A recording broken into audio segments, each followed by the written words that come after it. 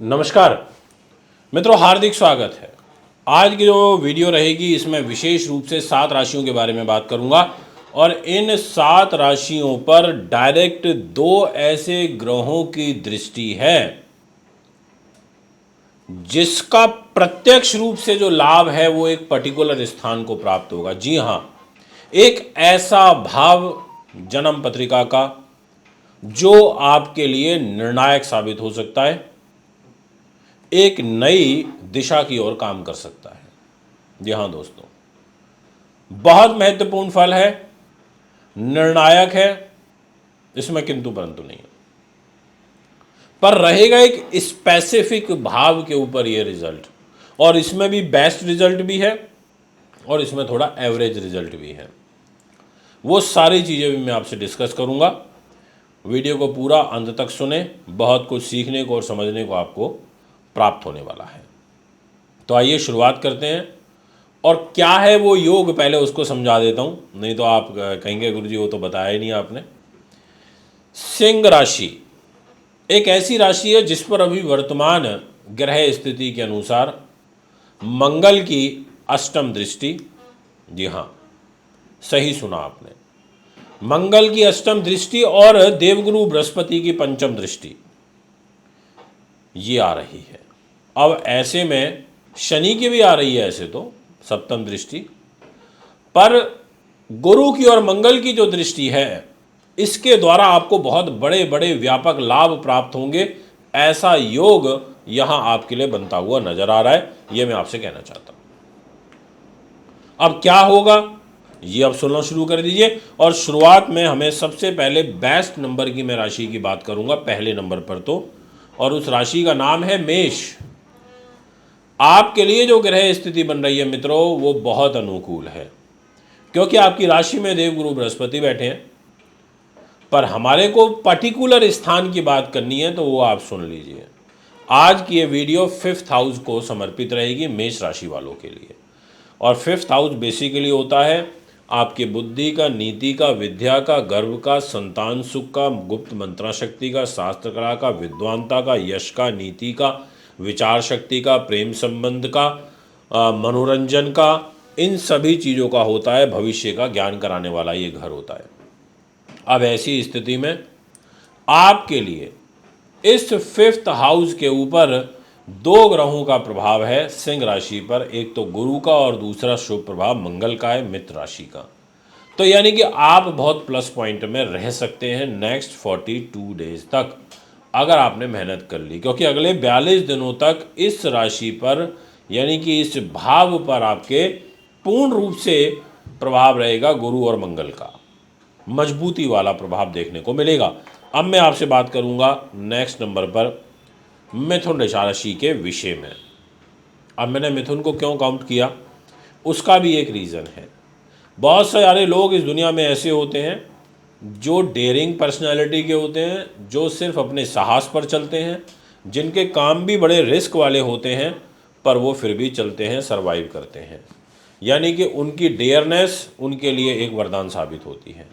उनका मित्रों से हवाबाजी बेस्ड काम होता है।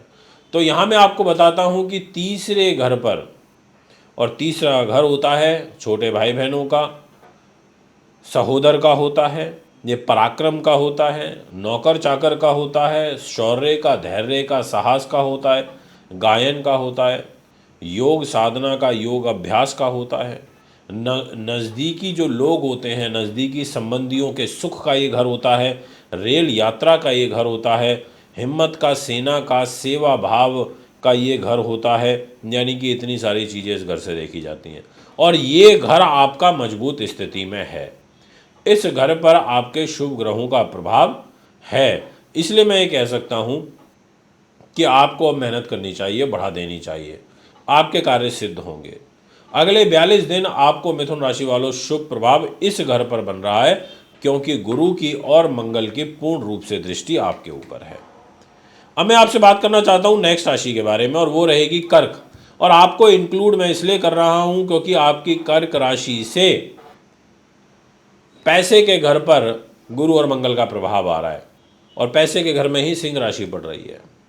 दृष्टियों का प्रभाव आ रहा है, यानी कि वाणी के लिए, आपके धन लाभ के लिए, आपके व्यक्तित्व के लिए, चेहरे की रूप खूबसूरती के लिए बहुत अच्छा रहेगा। और इनफैक्ट ये उत्तम रिजल्ट रहेगा। उत्तम वर्ड यूज़ कर लिया मैंने, वो इसलिए कर लिया कि मंगल का एक तो रुचक राजयोग भी बना हुआ है, और मंगल का एक कर्क राशि वालों के लिए केंद्र त्रिकोण राजयोग भी बना हुआ है, और फिर मंगल की और गुरु की दृष्टि आपके पैसे के घर पर भी है। यानी कि ये पैसा भी देंगे आपको, शोहरत भी देंगे आपको, नाम फेम ये सब भी देंगे। ऐसे ग्रह योग बन रहे हैं, इसलिए मैंने आपके लिए बेस्ट लिखा है। तो आप लिख सकते हैं कि आपके लिए सबसे अच्छे रिजल्ट मिलेंगे।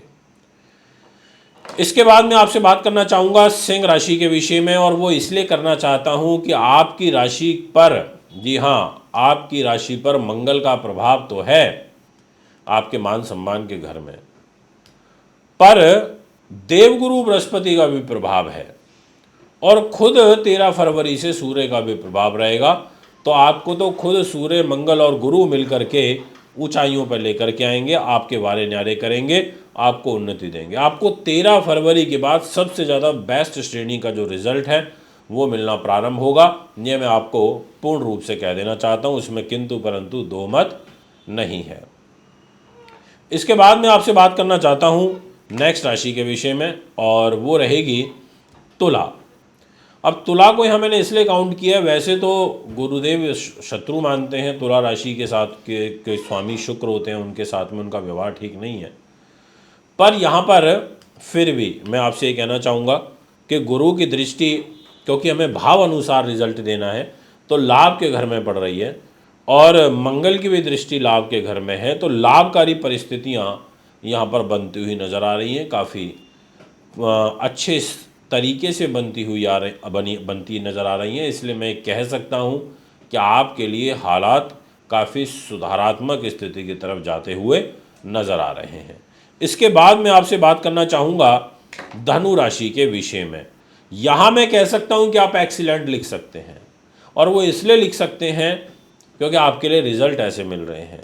धनु राशि वालों, आपके लिए विशेष रूप से, जी हाँ, भाग्य के घर पर मंगल का और देवगुरु बृहस्पति का प्रभाव आ रहा है, और खुद मंगल ग्रह पैसे में के घर में बैठ करके भाग्य को देख रहे हैं, और देवगुरु बृहस्पति भी अकस्मात धन लाभ देने वाले घर में बैठ करके आपके भाग्य को देख रहे हैं।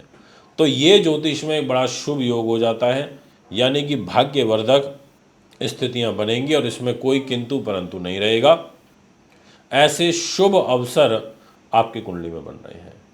मेरी बहुत बहुत बधाई है आपके साथ में। आप खूब उन्नति करें, और ये जो मैंने 7 राशियों का फल आपको बताया है, यह आपके लिए बहुत अच्छा रहे।